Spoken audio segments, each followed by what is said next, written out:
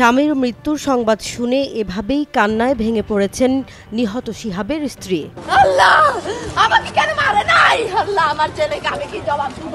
আল্লাহ না, এখানে নিজের স্থান নেওয়ার যদি কোনো অধিকার না থাকে এই দেশ আমাদের লাগছে না। আমাদের এই দেশে আমাদের কোনো অধিকার, মৌলিক অধিকার আছে? ছেলে হত্যার বিচার চাইছেন শোকে স্তব্ধ শিহাবের বাবা নাসির উদ্দিনও। মাথার গুলি উড়ি ফেলে গেছে, মগজ তো রক্ত সারি মিকে বাইরে ও বারে বারে অবদিন দিয়ে বাইরে মাই মরি যাইব পরবর্তর গুলি গর্গে দে। শিহাব পৌর এলাকার সমিতি পাড়ার পিটিআইয়ের সাবেক সুপারিনটেন্ডেন্ট নাসির উদ্দিনের ছেলে। তিনি পেশায় একজন ব্যবসায়ী ছিলেন।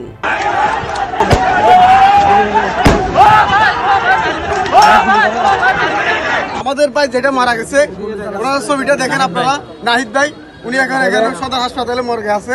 আইএসপিআর এক সংবাদ বিজ্ঞপ্তিতে জানায়, কক্সবাজারে বিমান বাহিনীর ঘাঁটি সংলগ্ন সমিতি পাড়ার কিছু দুর্বৃত্ত ঘাঁটিতে অতর্কিত হামলা চালিয়েছে।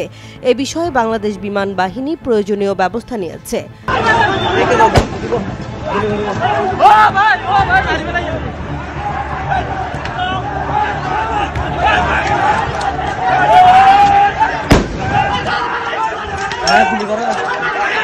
এদিকে স্থানীয় কিছু বাসিন্দা দাবি করেছেন সেখানে সংঘর্ষের ঘটনা ঘটেছে।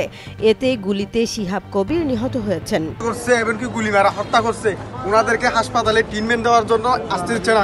সমিতি পাড়ার এক বাসিন্দা বলেন, বিমানবন্দর সম্প্রসারণে ভূমি অধিগ্রহণের জন্য এলাকাবাসীকে অন্যত্র সরিয়ে নিতে বিমান বাহিনী সংশ্লিষ্ট কর্মকর্তা এবং এলাকাবাসীর প্রতিনিধিদের সাথে পূর্ব নির্ধারিত বৈঠকের সময় নির্ধারণ ছিল।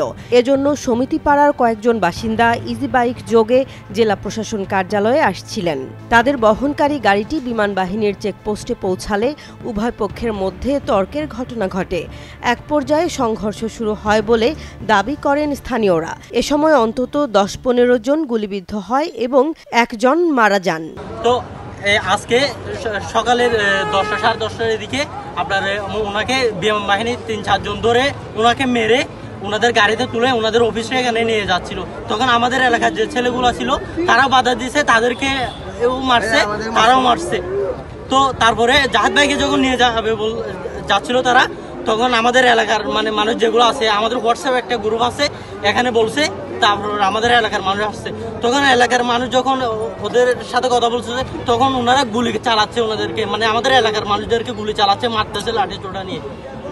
তো এটা হচ্ছে এখানে একজন মারা গেছে, আরেকজন এখন বর্তমান আইসিইউতে আছে, আরো অনেকে ইয়ে হয়েছে, আহত হয়েছে।